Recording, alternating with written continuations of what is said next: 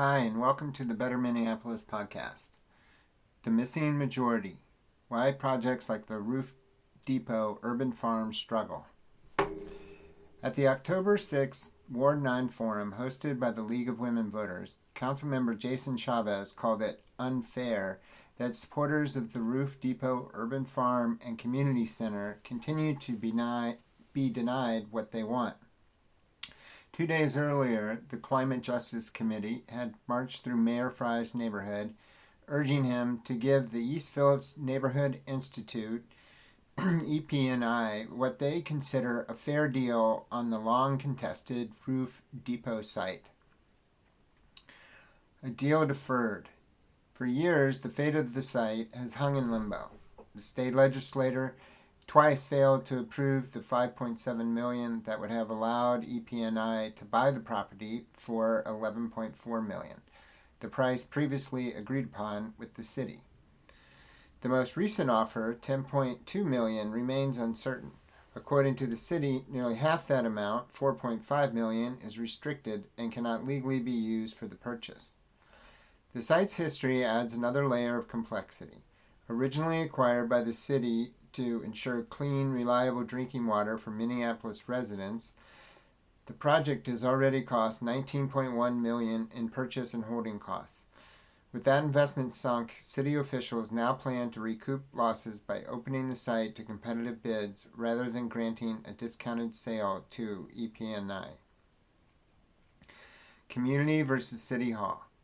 Chavez and EPNI's backers argue that the city should honor the spirit of the deal and support a project designed to bring jobs, food, and opportunity to one of Minneapolis's most environmentally burdened neighborhoods.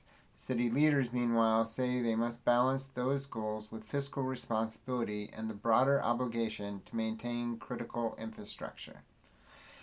In this clash, both sides point to fairness, but they mean very different things by it.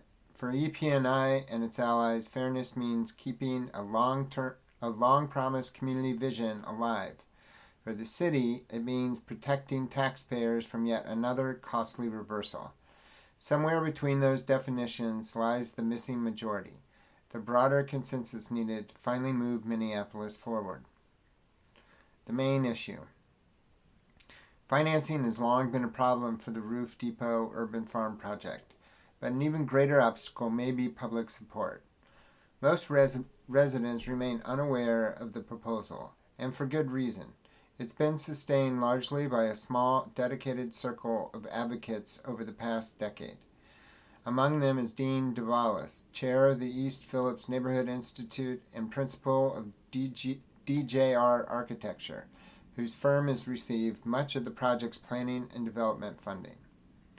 At its core, the urban farm is an ambitious experiment, one that could offer local benefits but would require continuous state and city subsidies to operate.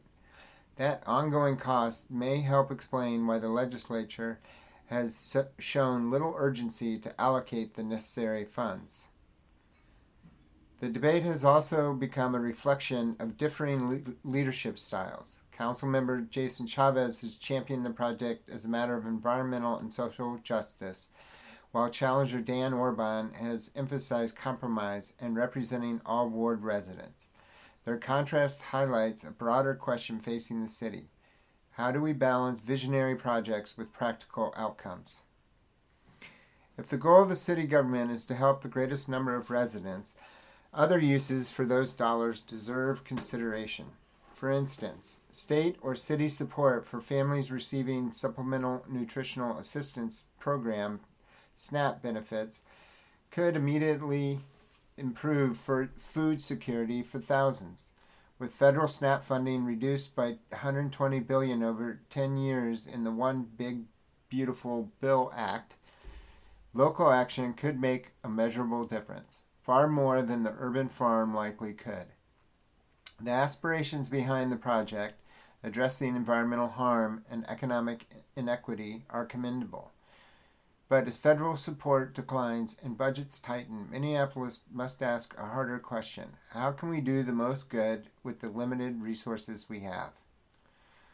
Like the Rise Up Center on Hennepin, the urban farm highlights a broader tension within city policy between dealism, and sustainability.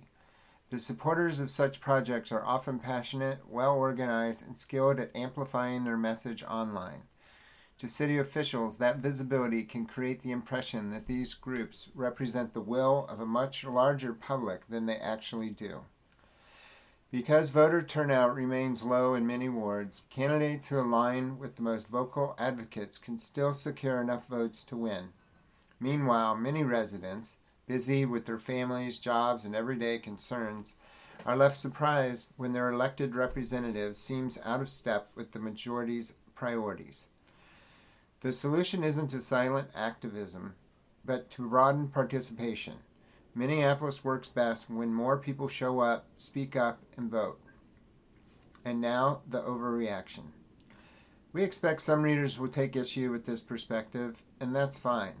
Minneapolis thrives on debate.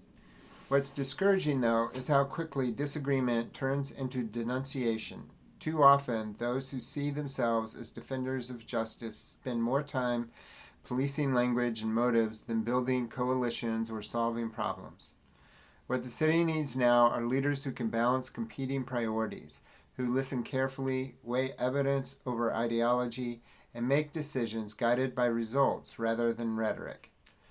There are already plenty of passionate advocates willing to fight symbolic battles. What Ward 9 residents told us they want, in plain terms, is a functioning third precinct. The applause that followed Dan Orban's mention of reopening it said as much, even if it caught the moderator off guard. City government isn't meant to mirror the national cultural wars. Its purpose is simpler and more tangible, keeping the streets safe and clean, partnering with the county to reduce drug use and encampments, and helping young people find better options than car theft or truancy. This November, Minneapolis has a chance to reward leadership that focuses on the practical over performative. For Minneapolis to truly recover from the past 5 years, it needs public servants who value results over rhetoric, leaders focused on delivering for all residents, not just the loudest voices.